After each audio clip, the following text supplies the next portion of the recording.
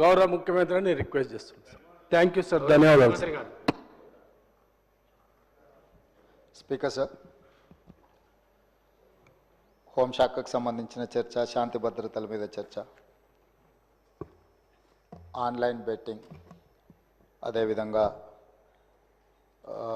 ఈ బెట్టింగ్ యాప్లు, అదేవిధంగా ఆన్లైన్ రెమ్మీ, వీటికి సంబంధించిన విషయాల మీద కంటిన్యూస్గా సభలో చర్చ జరగడం, బయట ఆందోళనకరమైన పరిస్థితులు ఉండడం, సిద్దిపేట శాసనసభ్యులు హరీష్ రావు గారు ఆన్లైన్ బెట్టింగ్ మీద, అదేవిధంగా ఈ బెట్టింగ్ యాప్ల మీద, ఆన్లైన్ రమ్మీ గేమ్ల మీద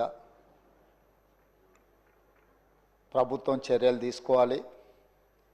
పేదలకు తీరని నష్టం జరుగుతుంది.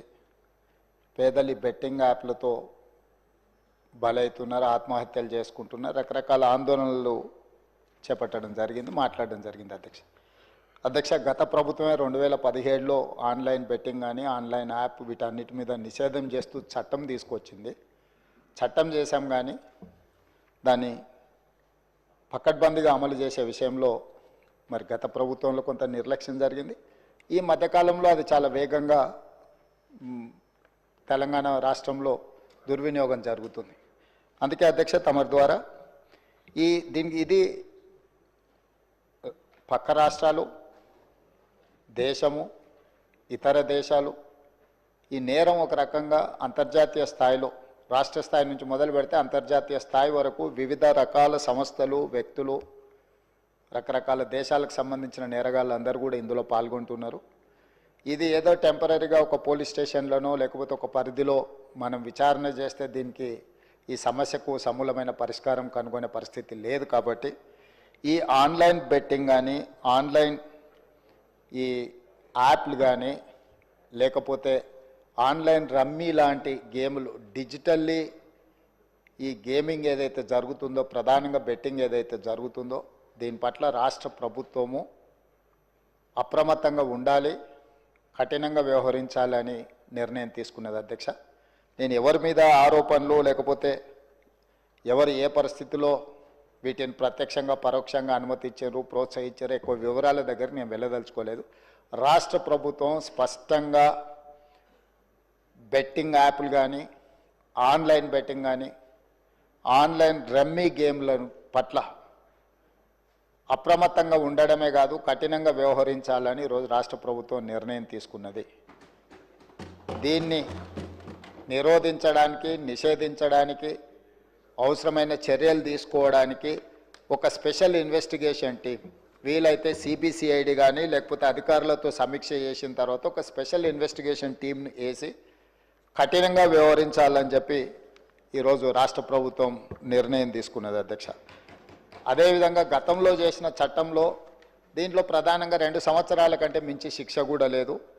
రేపు వచ్చే సమావేశాలలో ఈ ఆన్లైన్ బెట్టింగ్ నిర్వాహకులకనే కాదు, ఆడేవాళ్లను, బాధితులను, అదేవిధంగా ఈ ఆన్లైన్ అడ్డగోలుగా నిర్వహిస్తున్న వాళ్ళ పట్ల శిక్షను కూడా పెంచడానికి అవసరమైన చట్టాలను కూడా అవసరమైతే మనం సవరించుకోవాల్సిన అవసరం ఉన్నది. అధ్యక్ష, ఎందుకంటే శిక్ష కఠినంగా ఉంటుంది, ఎక్కువ కాలం ఉంటుంది అని ఎప్పుడైతే తెలుస్తుందో నేరం అనేది తగ్గుతుంది. కాబట్టి దీనికి సంబంధించి పూర్తి స్థాయిలో ప్రభుత్వం చర్యలు తీసుకోవాలని, అదేవిధంగా గుట్కా ఇట్లాంటివి కూడా నిషేధిత పదార్థాలను కూడా ఈరోజు మార్కెట్లో బాగా సరఫరా జరుగుతున్నట్టు మా దృష్టికి వచ్చింది. అధ్యక్ష, వీటి పట్ల కూడా మేము అప్రమత్తంగా ఉండాలని ప్రభుత్వం నిర్ణయం తీసుకున్నది.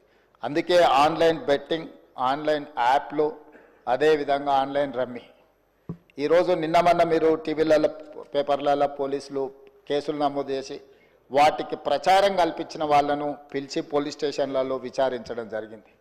వాటికి ప్రచారం కల్పించే వాళ్ళను పోలీస్ స్టేషన్లో పిలిచి వాళ్ళను విచారించడం ద్వారా ఈ సమస్యకు పరిష్కారము శాశ్వతంగా దొరకదు. వీటిని నిర్వహించే వాళ్ళు, వీటిని ప్రమోట్ చేసేవాళ్ళు, చివరికి ఈ యాప్ల ద్వారా లబ్ధి పొందుతున్న వాళ్ళను, వీళ్ళందరినీ పూర్తి స్థాయిలో విచారించి కఠినమైన చర్యలు తీసుకున్నప్పుడే ఈ సమస్యకు పరిష్కారం దొరుకుతుంది. అధ్యక్ష, అందుకే దీన్ని పూర్తి స్థాయిలో విచారించాలంటే పక్క రాష్ట్రాలు, పక్క దేశాలలో కూడా విచారణ చేయాల్సిన పరిస్థితులు ఉంటాయి. అందుకే పూర్తి స్థాయిలో అన్ని అధికారాలు కట్టబెట్టే విధంగా ఒక స్పెషల్ ఇన్వెస్టిగేషన్ టీం ఏర్పాటు చేసి ఈ రాష్ట్ర ప్రభుత్వం వాళ్ళ మీద పూర్తి స్థాయిలో చర్యలు తీసుకోవాలని నిర్ణయం తీసుకున్నారు. తమ ద్వారా ఈ సభకు సభ్యులందరికీ తెలంగాణ సమాజానికి ఒక స్పష్టమైన ప్రభుత్వ విధానాన్ని మేము పంపించదలుచుకున్నాము.